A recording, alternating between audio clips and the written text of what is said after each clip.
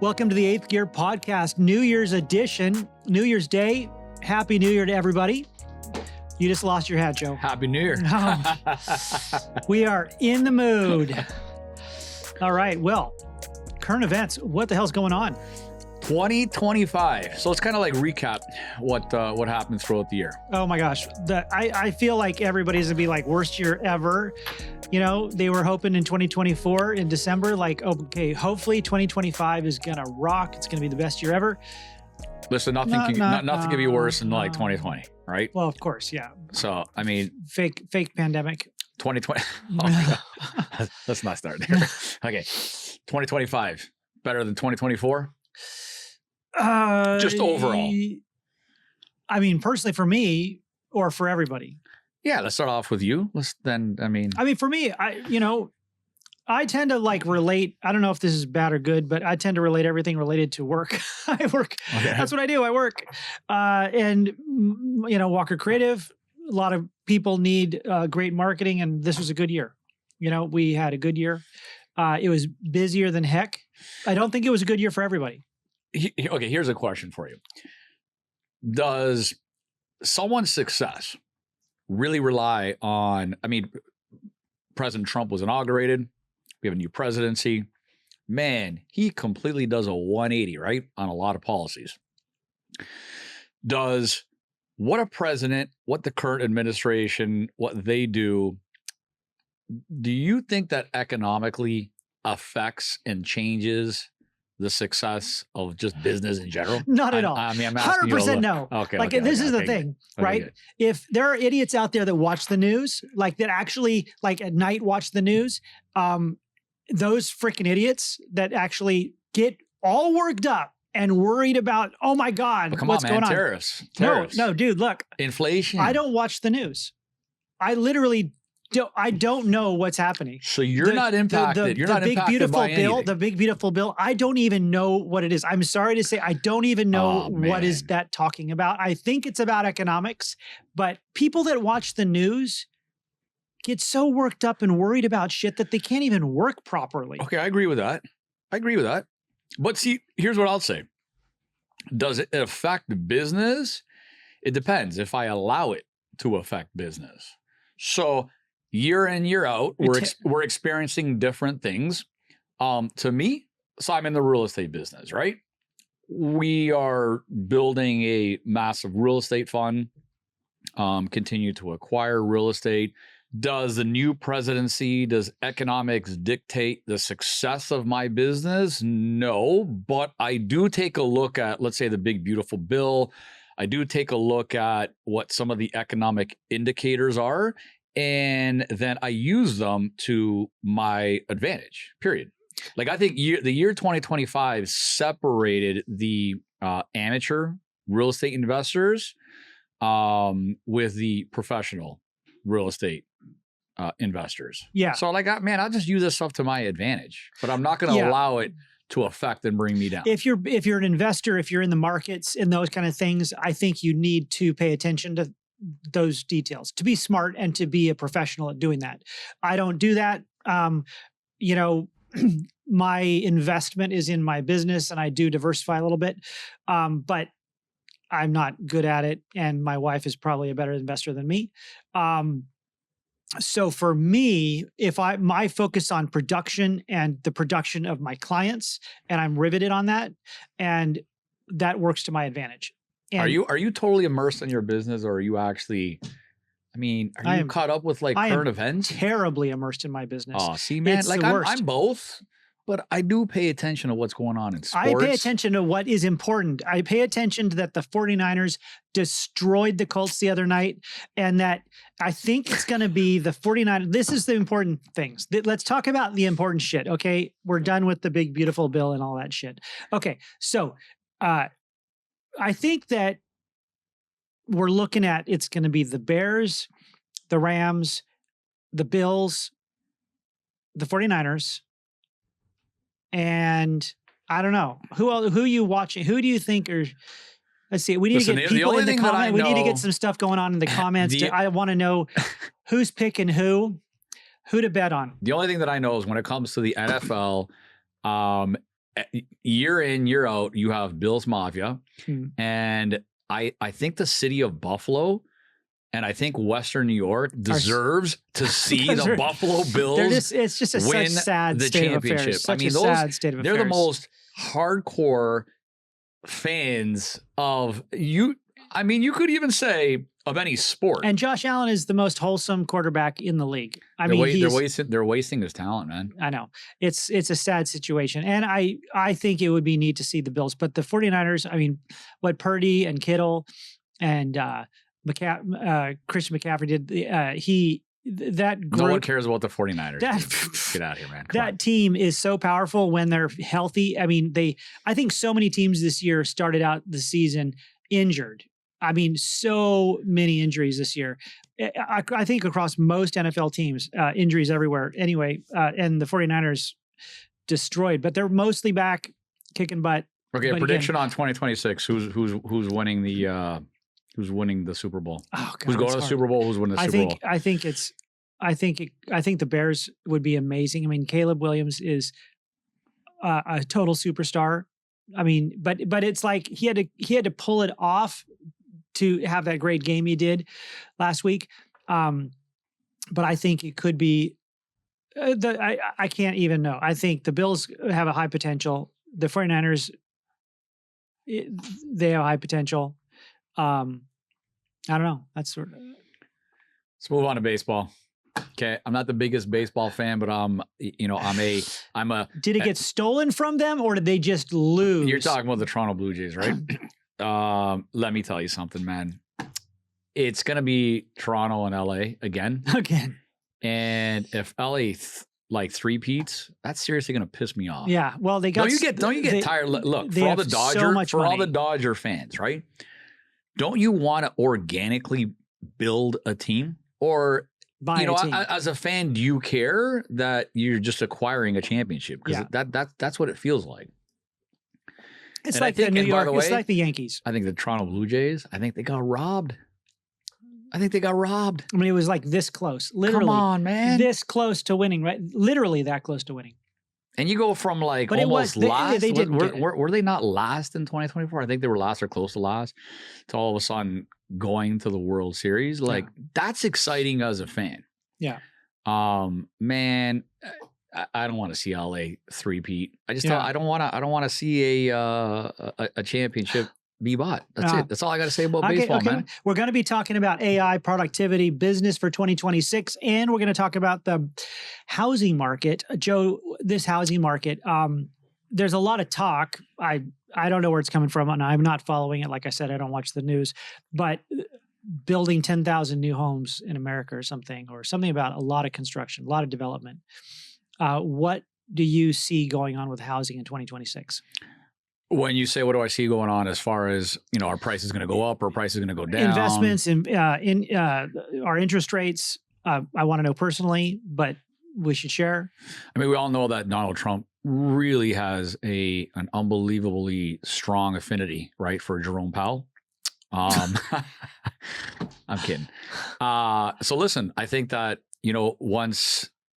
once his contract expires, once he steps down, I think Trump is going to do. Once his contract expires, he's done. He's done. He's not. I like to point out that I look very authoritative. So you do trust anything I say. Right Happy now. New Year's, man. Yeah. Look, here's what's going to happen. Trump has been wanting to do this ever since he, even prior to being inaugurated, he wants to reduce interest rates. It hasn't happened, right? Inevitably, is that going to happen in the year 2026? First off, we've been seeing that happen, but in like just slight, small like steps. I think we're going to see a much substantial drop in interest rates. And when you talk about like constructing of housing and interest rates, whether they're going up or going down, for anyone who owns an existing home and they were able to take advantage of the interest rates from like years past, how's that going to affect them? It's not going to affect them in any which way. I think the problem is the focus is on the things that you can't control. And I think what people need to do is take advantage of 2026 and focus on the things that you can control. That is exactly what can you do for your business, right? What are the tools that you can implement in your business to get to the next level? I think too many people are watching news, sitting there and thinking, all right, what's going to happen with interest rates? all you're going to think is the planet's on fire. Oh like my this God. is what, if you focus on what you can control, exactly what you said. And look, the greatest minds in the world, write down your goals and targets for the year, for the month, for the week. And then every night before you go to bed, what are the 3 things you're going to get done tomorrow? If your list is 20 things, you're never going to get it done, right?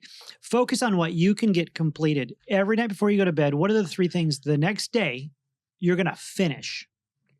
Those kinds of things will make you productive and make you focused on what you can control. It is, if you watch the news and you're like constantly worried about the planet's on fire, then you're never you can't do anything about that. Any single successful investor or business owner that I know, they do not rely on any new administration or, what certain things are going to be put in place. They don't allow that to sort of dictate what their success is going to be. They just don't. They're focused on their business, and regardless of whether it was Kamala or Trump, like that's just an excuse. When you're not winning in life, that's just an excuse. 100%. And I tell you, if you haven't yet, and I'm talking to you, if you haven't yet, put those goals down for 2026. And, it shouldn't be more like 10 things, right? Keep it simple, like things you can actually accomplish that are big, hairy ass goals for 2026. Put them down and then write them down, like with your hand, not type it in or chat GPT it. Freaking write them down with your own hands on a piece of paper and put it somewhere, put it in an envelope, put it in a folder that you're going to look at the end of the year and, tackle yourself on, did I make it, right? That kind of thing will keep you focused.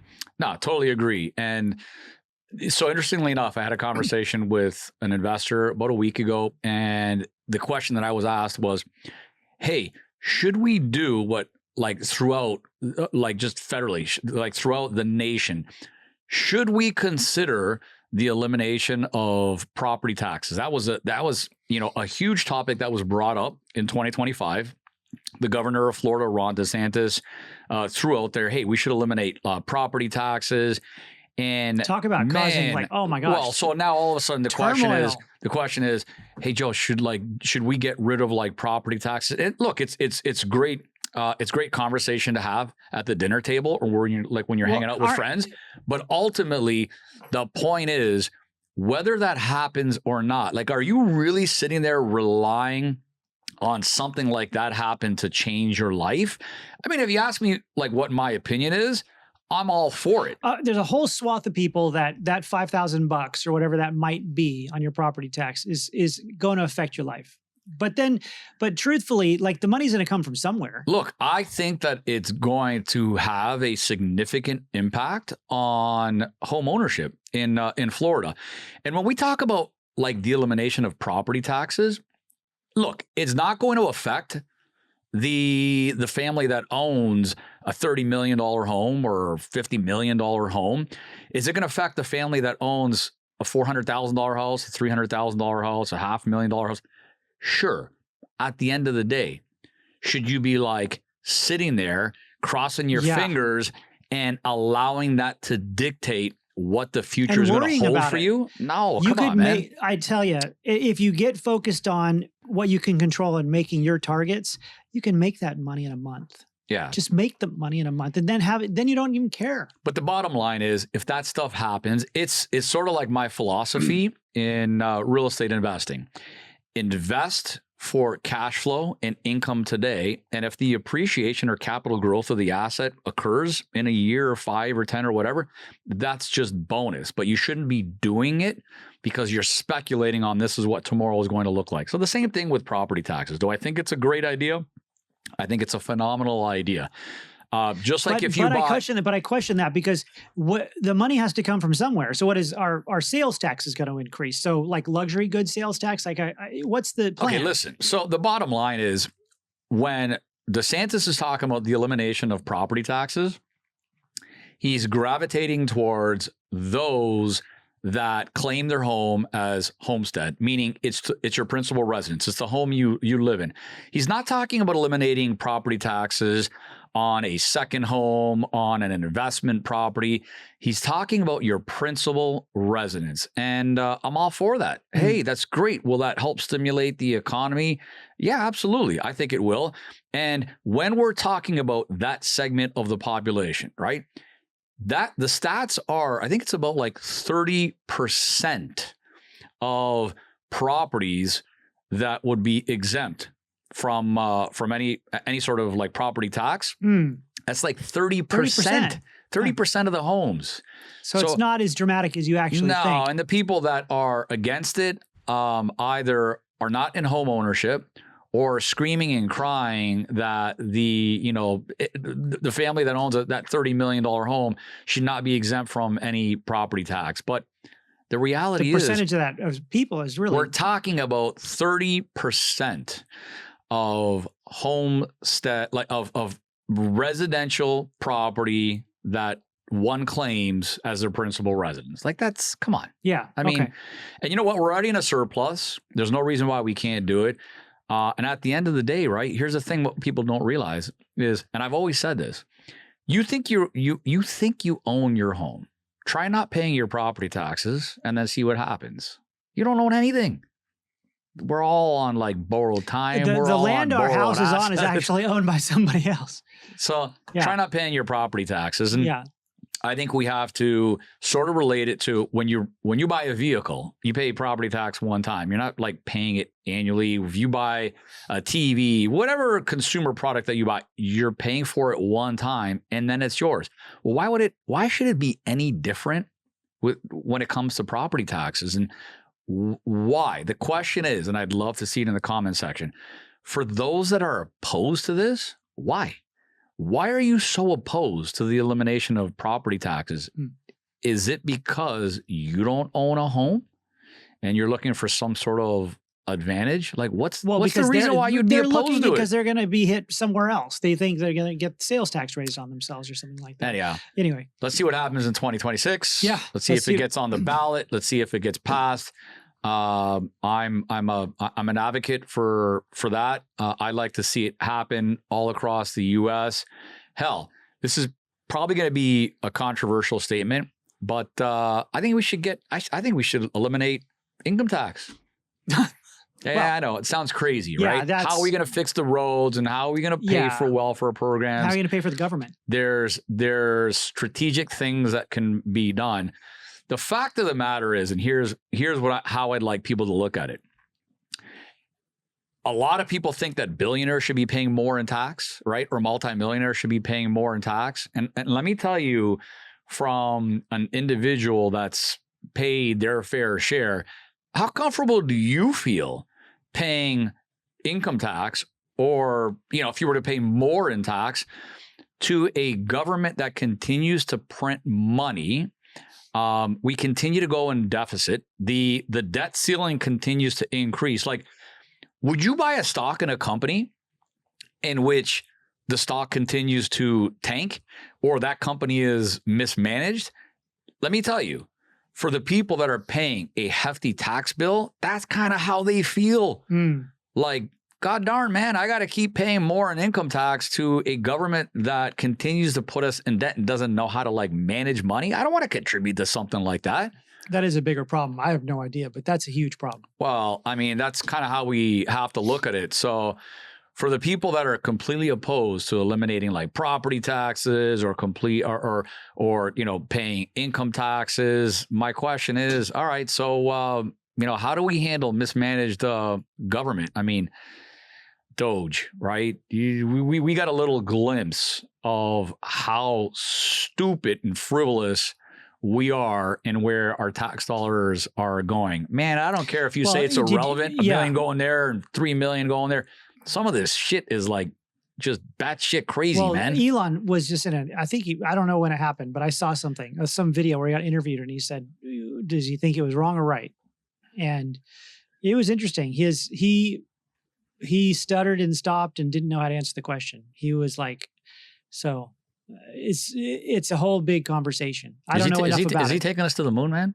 No, Mars, dude. Mars. Whatever, right? Yeah. Is he taking us to Mars? We're gonna have a civilization on Mars. Speaking of economy, let's just jump from this to other economy. What was the spending over the holidays? Did more consumption over the holidays? Even though people bitched about how hard 2025 was, how was consumption in the holidays? Like, did we still buy more bullshit in the holidays than 2024? Well, I don't know what the stats are. You might want to look that up. I'm going to look it up. In 2025, do you think more people were concerned with their job security?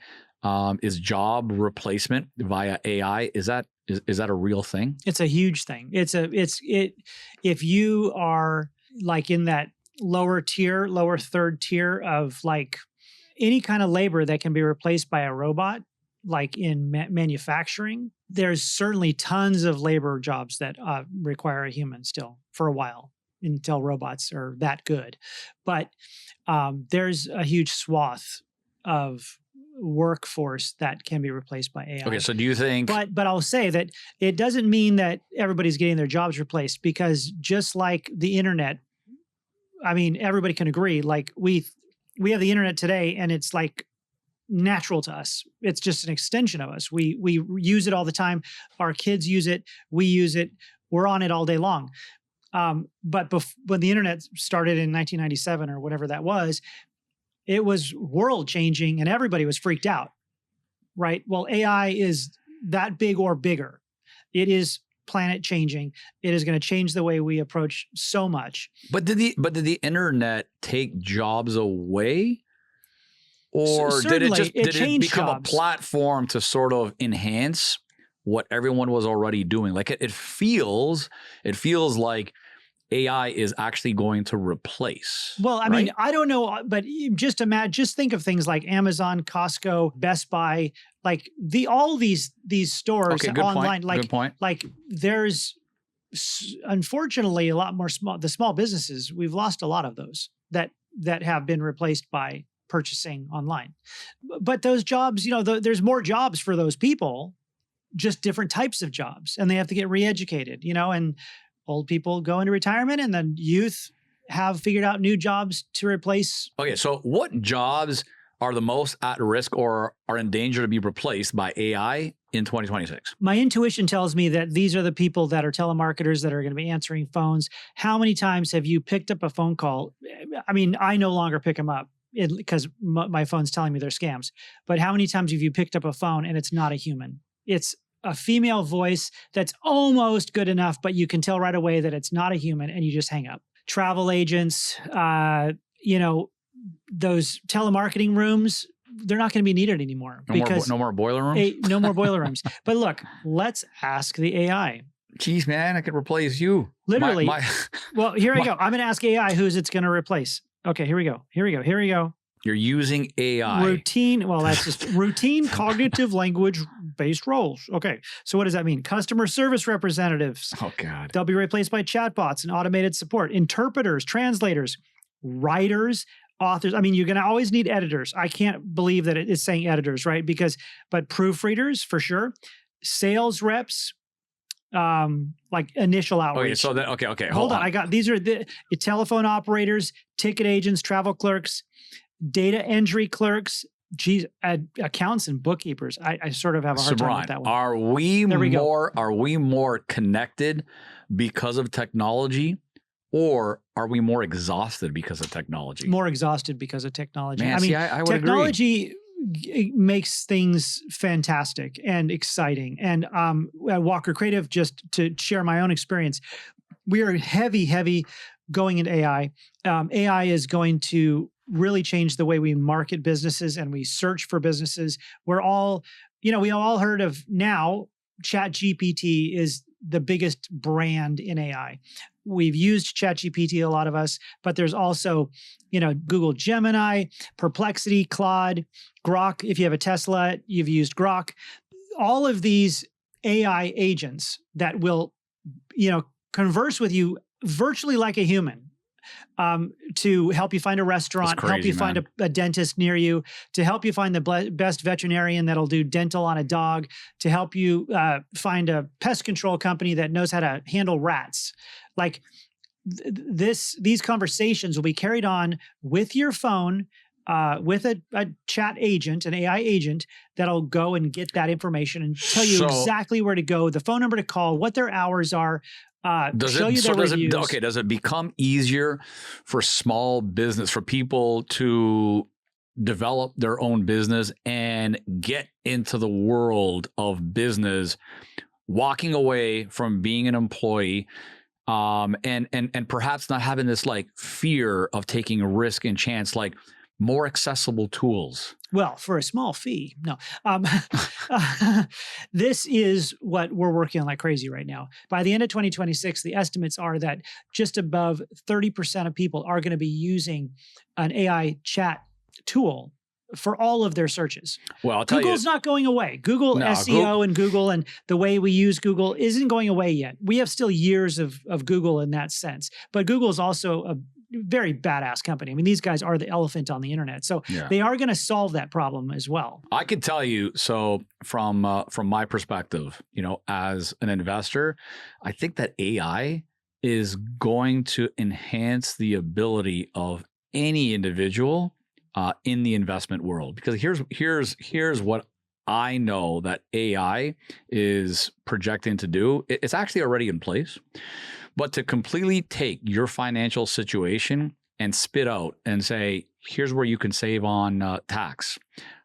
Here are the different investments that you need to make catered to your financial situation. And so it's in an odd way, like I don't necessarily think it's going to replace financial advisors, but I do think it's going to enhance their job and then completely eliminate the guesswork out of, do I invest in this or do I invest in that? Or, how do I offset these taxes? I mean, you're going to be walking around with your advisor. Yeah. If you educate your AI agent, if whatever system you're using, right? If you educate it about yourself constantly, everything about your lifestyle, demographics, biographics, your family, everything. And it becomes it's literally like your best friend. You're virtually going to have an assistant. Scary. You're virtually going to have an assistant like with you side by side. And it's scary because some people are having these incredibly unhealthy relationships. It's coming up like crazy because they're getting told what to do. It's like, what? You're listening to an inhuman robot. So is AI removing the critical thinking aspect of society? Well, does that concern the smarter minds of our time right now? I think are talking about this a lot, and what they're saying is they are worried about that we're almost stupidifying ourselves. Is that a word? Stupidifying? I don't know, but it makes sense to me. Yeah, we literally are becoming reliant on it to the point that we're not thinking anymore, and we have to be careful about that. I mean, my opinion. We better be careful. And our technology is evolving so rapidly, right? So I think, in my opinion, I think we're going to see drastic advancement from, 1 year to the next. I think it was a little bit more subtle, right, in decades past, but I think we're going to see a rapid evolution of technology. What will the end of 2026 look like? WALL-E. The hell is WALL-E? Just go on the Disney Channel and watch WALL-E. It's literally the future. I'm sort of kidding, but yeah, you'll see. Watch it. Your kids are grown up. Anyway, it's a movie for little kids. Okay, should I be scared of that? Yeah, you should be scared of that. We're all fat. Doom and gloom. We're done. We're just sitting with a screen in front of us, being entertained by it all day long, sitting in a bubble. How different is this world going to look like by 2030? We have to be responsible for that, and that's why I preach very hard. I am very optimistic about 2026, and if as entrepreneurs, as fathers, as mothers, if we are responsible for our productivity and things that we can control, and our children that we can educate and be responsible for, not give them over to a school to babysit and educate our kids, but be responsible for our surroundings. I think we're going to experience in the year 2026 technology, the evolution of technology, enhance people's wealth. I think that what is going to transpire in 2026 is more people are going to realize that the real currency is time. That is our real currency. And so with that in mind, I think more people are going to want to become so much more conversant on how this technology, how it can better improve your lifestyle so that you can keep that connection. Your point on time, I think, is a very good one. And actually, on that point, you should check out this book, 4,000 Weeks. I think the book is called 4,000 Weeks. Let me just pull this up. Let me guess, you're going to be able to like condense. Well, what's 4,000 weeks? 4,000 weeks into 52? Is that? What's 4,000 weeks? In what sense? What's the most basic thing that 4,000 weeks is? I don't know, 4,000 weeks? No, it's your freaking lifetime. We all have 4,000 weeks. Like, it give or take, of course, you might live a little older, but about 80 years is 4,000 weeks. The book is 4,000 Weeks, Time Management for Mortals by Oliver Burke. When you put it in that perspective. Oliver Berkman. Anyway, check out this book. I'm serious. I'm reading it. It's a phenomenal philosophy on time. And it's very current. But I think we're going to see in 2026 or 2027, you know what I think we're going to see? A resurgence in humanity. I think people, with all this technology and all this chaos, so many people are getting back to family, are getting back to taking care of their children, and are back to responsibility for their shit, not leaving it up to a president. It doesn't really matter if Trump's the president or Kamala or Joe or whoever the heck. Whoever's president. You know, we get all into this, but the truth is it doesn't really matter who's president. Nothing major really changes because of who is president for 4 years. The people change it. So I that's my opinion. I think I do think that if any one individual can survive the next 4 years, I do think that we're going to see such an advancement in health technology that we're going to see more centurions. We're going to see the ability to heal, just an unbelievable advancement in the area of health. That I think the next 4 years is really going to show us a lot. So I mean, we're able to replace virtually every body part at this point. It already exists. Yeah, I mean, people are going to be able to last longer for sure. Yeah. Okay. Well, Happy New Year to everybody. Happy New Year, Joe. Health, peace, and freedom. 2026, man. Rock on. From January 1st, 2026. This year is going to be big. I am feeling very positive, and for everybody out there, like, let's kick some serious ass in 2026, man. Yeah, I totally agree. Okay. Well, Happy New Year, everyone. Thanks for hanging out with us. Thanks for being part of the 8th Gear. Tell your friends about us, subscribe, hit the bell to get more shows, and be awesome. Let's go Toronto Blue Jays.